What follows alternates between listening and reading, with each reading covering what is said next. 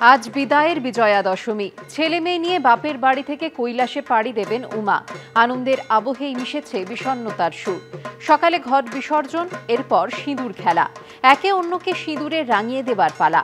তারপর গঙ্গার ঘাটে মাকে বিদায় জানানো, কোলাকুলিতে শুভেচ্ছা বিনিময়, মিষ্টি মুখ, হাসি মুখে মাকে বিদায় জানিয়ে আরও একটা বছরের অপেক্ষা।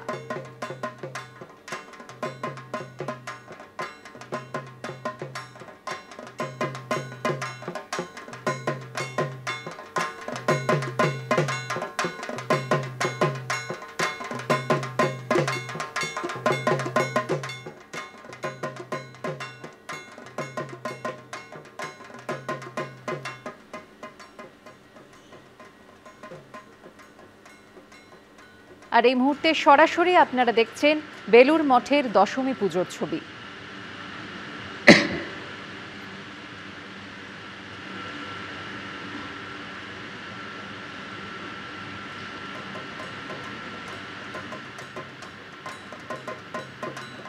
দশমী পুজো শুরু হয়ে গিয়েছে বেলুর মঠে, সেই ছবি সরাসরি আপনারা দেখতে পাচ্ছেন। আনন্দের আবহেই মিশেছে বিষণ্ণতার সুর।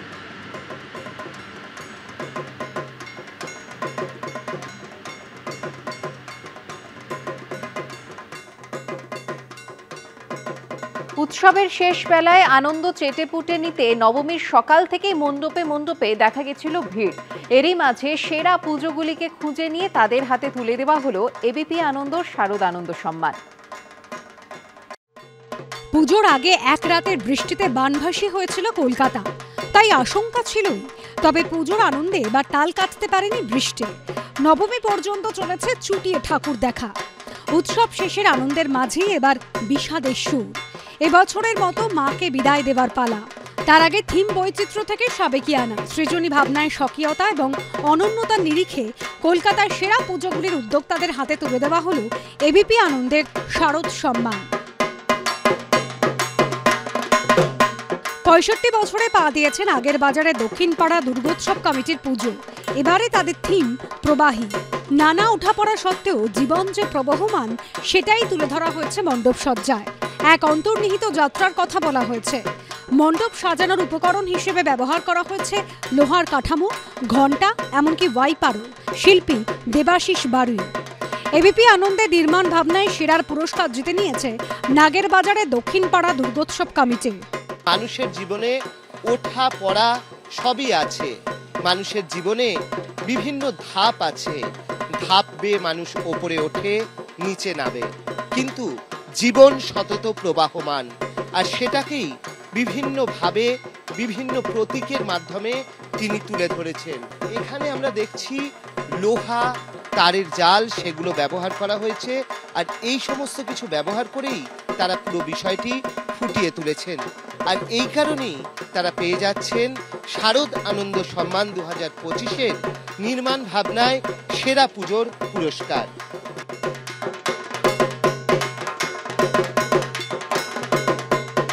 মানিকতলা চালতাবাগান লোহাপট্টি দুর্গোৎসব এবার ৮৩ বছরে পা দিয়েছে। এবারে তাদের থিম মূল। উত্তর কলকাতার ঐতিহ্যের সঙ্গে অঙ্গাঙ্গিভাবে জড়িয়ে পুরনো বাড়ি, অলিগলি। আধুনিকতা নগরায়নের আগ্রাসনে এখন জায়গা করে নিচ্ছে একের পর এক হাই রাইজ বিল্ডিং। উত্তর কলকাতার পুরনো সংস্কৃতিকে তুলে ধরার প্রচেষ্টা, শিকড়ের সন্ধানই এবারের পুজোর মূল ভাবনা। এবিপি আনন্দের উৎস ভাবনায় সেরা শিরোপা জিতে নিয়েছে মানিকতলা চালতাবাগান লোহাপট্টি। আমরা যদি কাজটা দেখি তাহলে বুঝবো কিভাবে তারা উৎসের সন্ধান করেছেন। এই উত্তর কলকাতা তার প্রচুর পুরনো বাড়ি, যে বাড়িগুলো এখন কালের নিয়মে অনেক জায়গাটি ফ্ল্যাট তৈরি হচ্ছে, কিন্তু সেই বাড়ি, সেই গলি, সেই নস্টালজিয়া, সেই উৎসর সন্ধান করেছেন এখানে শিল্পী অদিতি চক্রবর্তী। তিনি সেভাবেই কিন্তু গোটা থিমটা সাজিয়েছেন, যেখানে গোটা মণ্ডপ জুড়ে এই রকমই বেশ কিছু বাড়ি এবং গলির স্ট্রাকচার, সেগুলোও যেন একটু বিবর্ণ হয়ে রয়েছে। যেভাবে তারা উৎসের সন্ধান করেছেন, সেজন্যই তারা এবছর অন্যতম সেরা পুজো চালতাবাগান লোহাপট্টি উদ্যোক্তাদের হাতেই পুরস্কার তুলে দেব। নাগের বাজারের ক্ষুদিরাম কলোনি সর্বজনীন ৭৩তম বর্ষের থিম বিলুপ্তি। দেখানো হয়েছে কিভাবে বিলুপ্ত হচ্ছে একের পর এক প্রাণী, যার জন্য দায়ী মানুষের জীবনযাত্রা। মণ্ডপে ঢোকার মুখেই বিলুপ্ত প্রায় তিমি, গন্ডার, হায়নার জীবাশ্ম। ভাবনার কেন্দ্রবিন্দুতে কর্ণাটকের 114 বছর বয়সী পরিবেশ কর্মী পদ্মশ্রী সালুমারাদা থিমাক্কা, যিনি হাজার হাজার গাছ লাগানোর জন্য বিশ্বজুড়ে সমাদৃত। তার কোলেই মা দুর্গা, এই ভাবনাকেই তুলে ধরা হয়েছে। এবিপি আনন্দে প্রকৃতি চেতনায় সেরার পুরস্কার জিতে নিয়েছে নাগেরবাজারের ক্ষুদিরাম কলোনি সর্বজনীন। বিলুপ্ত প্রাণীদের তারা তুলে ধরেছেন এবং তারা বলছেন যে কখনো শিকার থেকে ব্যবসা, একের পর এক বিভিন্ন কর্মকাণ্ড কিভাবে মানুষকে তাদের নিজেদের সভ্যতাকে নষ্ট করে দেওয়ার জন্য আরও বেশি ঠেলে দিচ্ছে। কিন্তু শেষ ধাপে যেখানে মা দুর্গা রয়েছেন, 114 বছর বয়সী বৃদ্ধা পরিবেশ কর্মী, যিনি একের পর এক গাছ লাগিয়ে সারা পৃথিবীতে বিখ্যাত হয়েছেন, তাকেই তারা তুলে ধরেছেন এবং এই বার্তা দিচ্ছেন যে যেখানে সভ্যতা বিলুপ্ত হচ্ছে বা হওয়ার পথে, সেখানেও কিছু আশার আলো রয়েছে। এই নাগেরবাজারের ক্লাব এবারে শারদ আনন্দ 2025-এ প্রকৃতি চেতনায় সেরা। উৎসবের শেষ প্রহরে মণ্ডপ ঘোরার ফাঁকেই মনে মনে বলে নেওয়া, আসছে বছর আবার এসো মা। অর্ণ মুখোপাধ্যায়, আবির দত্ত, অরিত্রিক ভট্টাচার্যের রিপোর্ট, এবিপি আনন্দ। তিনি ব্যস্ত রাজনীতিক, রাজ্যের শাসক দল তৃণমূল কংগ্রেসের সর্বভারতীয় সাধারণ সম্পাদক। সেই অভিষেক বন্দ্যোপাধ্যায়কেই দুর্গাপুজোয় দেখা গেল একেবারে অন্য মেজাজে। অষ্টমীর পর নবমীতেও একাধিক পুজো মণ্ডপ ঘুরে দেখলেন তিনি।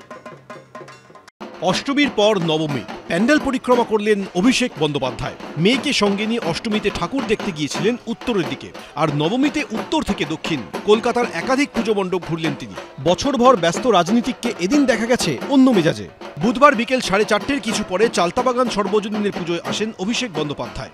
81তম বর্ষে চালতাবাগান সর্বজনীনের পুজোর থিম আমার ভাষা বাংলা। দেবী মূর্তি এখানে দনুজ দলনী নয়, মা এখানে সবাইকে পড়াচ্ছেন। মাতৃভাষা যাদের হাত ধরে সমৃদ্ধ হয়েছে, সেই সব মনীষীদের প্রতিকৃতি দিয়েই সাজানো হয়েছে মণ্ডপ। রবীন্দ্রনাথ ঠাকুর থেকে দ্বিজেন্দ্র লাল রায়। পুজো মণ্ডপে একাধিক মনীষীর প্রতিকৃতিতে মাল্যদান করেন তৃণমূলের সর্বভারতীয় সাধারণ সম্পাদক। চালতাবাগান সর্বজনীনের পুজো মণ্ডপ থেকে বেরিয়ে দর্শকদের সঙ্গে জনসংযোগ করতেও দেখা যায় তাকে। দক্ষিণ কলকাতার অন্যতম নজরকাড়া পুজো হল যোধপুর পার্কের 95 পল্লীর পুজো। 76তম বর্ষে তাদের থিম হে বঙ্গ ভাণ্ডারে তব বিবিধ রতন। ঈশ্বরচন্দ্র বিদ্যাসাগর, রাজা রামমোহন রায়, রবীন্দ্রনাথ ঠাকুর, মাইকেল মধুসূদন দত্তের মতো বাঙালি মনীষীদের প্রতি শ্রদ্ধা জানিয়ে সাজানো হয়েছে পুজো মণ্ডপ। নবমীর বিকেলে এখানে এসে প্রতিমা দর্শন করেন অভিষেক বন্দ্যোপাধ্যায়। পুজো মণ্ডপে উপস্থিত ছোটদের লজেন্স দেন অভিষেক বন্দ্যোপাধ্যায়। এদিন ত্রিধারা সম্মিলনীর পুজোতেও যান তৃণমূলের সর্বভারতীয় সাধারণ সম্পাদক। রাসবিহারীর তৃণমূল বিধায়ক ও মেয়র পরিষদ দেবাশিস কুমার এই পুজোর অন্যতম উদ্যোক্তা হিসেবে পরিচিত। 79তম বছরে ত্রিধারা সম্মিলনীর পুজোর থিম চলো ফিরি। কৈলাসের পুরনো দুর্গা মন্দির থেকে প্রাচীন মাতৃমূর্তির রূপ এই পুজোয় প্রাণ পেয়েছে শিল্পীর কল্পনায়। নবমীতে সোশ্যাল মিডিয়ায় পোস্ট করে অভিষেক বন্দ্যোপাধ্যায় লিখেছেন, মহানবমীতে শক্তির চরম প্রকাশের উদযাপন হয়, সেই শক্তি যা দুষ্টকে ধ্বংস করে ভারসাম্য ফিরিয়ে আনে। পবিত্রতা রক্ষায় সাহসের সঙ্গে জেগে ওঠার জন্য এটা বাংলার প্রত্যেক ছেলেমেয়ের কাছে একটা ডাক। যেহেতু মা দুর্গা আমাদের শক্তি দিয়েছেন, আসুন আমরা মর্যাদা, ঐক্য এবং সমৃদ্ধির এক বঙ্গের স্বপ্ন দেখি এবং তার বাস্তবায়নের পথে এগিয়ে চলি। দীপক ঘোষ, ঝিলম করঞ্জাই, সৌমিত্র রায়, এবিপি আনন্দ, কলকাতা।